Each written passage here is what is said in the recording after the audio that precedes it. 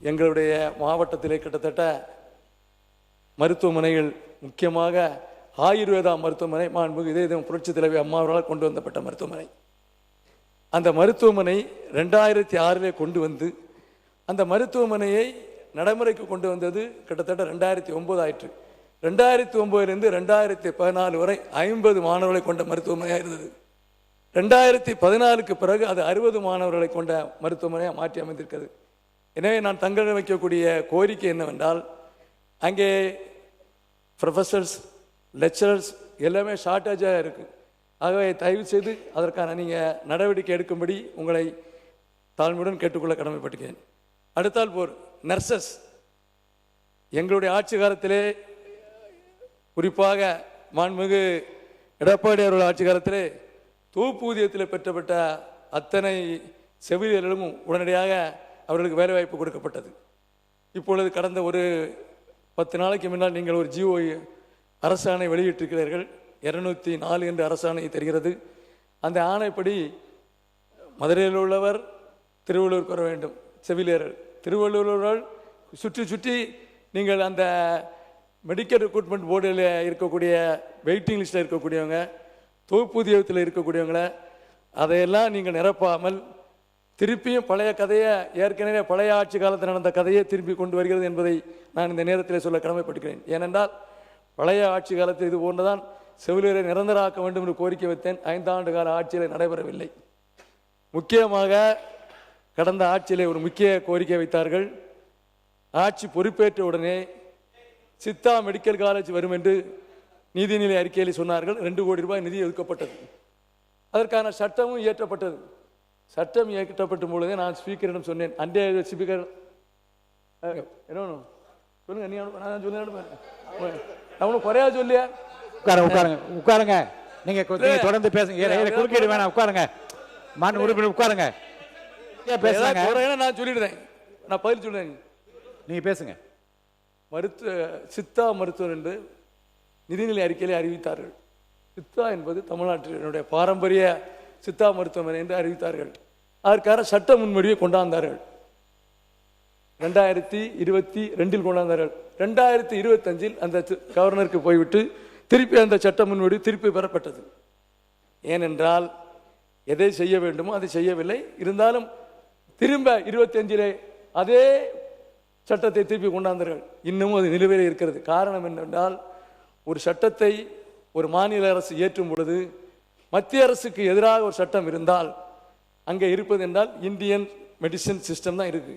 இவங்க கொண்டு வந்தது அந்த சித்தா யூனிவர்சிட்டி என்று கொண்டார்கள்.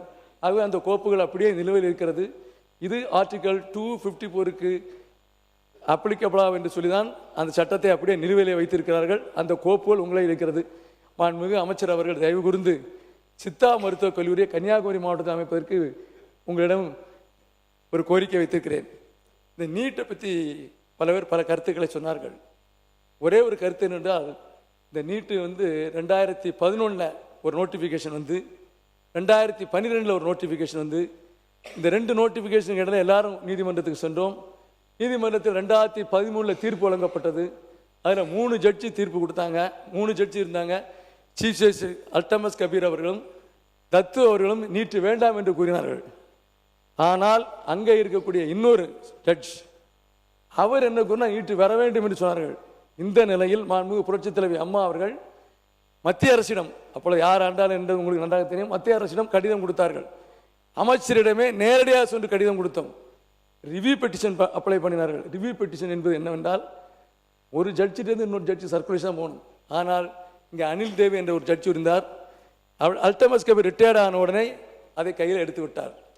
கையில் எடுத்து வைத்து 2011 போடப்பட்ட நோட்டிஃபிகேஷனுக்கு 2013 தீர்ப்பு அளிக்கப்படுகிறது. தீர்ப்பு எப்படி அளிக்கிறார்கள்?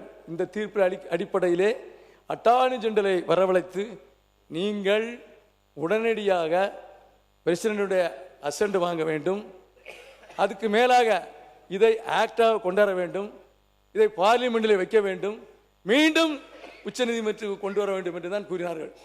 ஆகவே இதுக்கும் எடப்பாடியாருக்கும் சம்பந்தம் இல்லை. அன்றைய தினம் ஒருத்தர் சொன்னார், அதிமுக ஆட்சியிலே நீட்டு வந்தது என்று சொன்னார்கள். 2011 யார் ஆட்சி இருந்தார் உங்களுக்கு நல்லது தெரியும். மத்தியிலே யார் ஆட்சி இருந்தார்கள்? ஏன் அந்த நீட்டை தடுக்க முடியவில்லையா? அந்த நோட்டிபிகேஷனை தடுத்தாலும் இந்த பிரச்சனை வராது.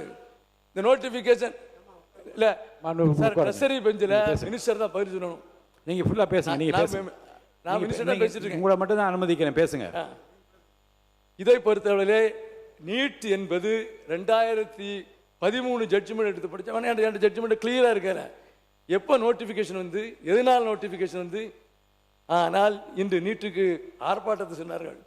இளம் மாணவர்கள் என்ன சொல்லி விட்டார் தெரியுமா? நீட்டு சம்பந்தமாக டெல்லியிலே குறிப்பாக ஒரு வார்த்தை சொன்னார்கள், எந்த அரசியல் கட்சி வரக்கூடாது, குறிப்பிட்ட இந்த அரசியல் கட்சி உள்ளுக்கு வரக்கூடாது என்று சொல்லிவிட்டார்கள். இதை விட என்ன கேவலம்! ஆக நீட் என்பது யாரால் கொண்டு வரப்பட்டது? ஏழை மாணவர்கள் வயிற்றில் அடித்தவர் யார்? அவரே சென்னைக்கு வந்து நீட்டினுடைய மக்களை சந்திக்கிறாராம். இது எந்த விதத்தில் நியாயம்? ஆக ஆட்சி மாறலாம், நீங்கள் கொண்டு வந்த சட்டமோ நீங்கள் கொண்டு வந்த நீட்டு நோட்டிபிகேஷன் மாறாது. அமைச்சர் உங்களுக்கு என்ன சொல்லுங்க, சொல்லுங்க, நீங்க சொல்லுங்க. இல்ல அவர் சொல்லட்டும், தெரிஞ்சு சார். மாண்புமிகு அமைச்சர், அவர் விளக்கம், மாண்புமிகு அமைச்சர் பேசுங்க. அவர் விளக்கம் கொடுக்கட்டும். மாண்புமிகு பேரவைத் தலைவர் அவர்களே, மாண்புமிகு முன்னாள் அமைச்சர், அவர் வந்து மக்கள் நல்வாழ்வுத்துறை பணியாற்றின அமைச்சர். காங்கிரஸ் கட்சியை பொறுத்தவரையில் எங்களுடைய பாராளுமன்றத்துடைய எதிர்க்கட்சி தலைவர் ராகுல் காந்தி அவர்கள் அது அன்னைக்கு அந்த தேர்தல் அறிக்கை 2014ஆம் ஆண்டு இருக்கட்டும், அந்த தேர்தல் அறிக்கையில் மிக தெளிவாக சொல்லியிருக்கார். நீட் வந்து எந்தெந்த மாநிலங்கள் விரும்புதோ அந்தந்த மாநிலங்கள் தேசிய நுழைவுத் தேர்வை பயன்படுத்தலாம். அதில் வந்து அதனால தான் நாங்கள் திருப்பி சொல்கிறோம். இவங்க சொல்கிறாங்க 2016 நீட் உள்ளால வரல.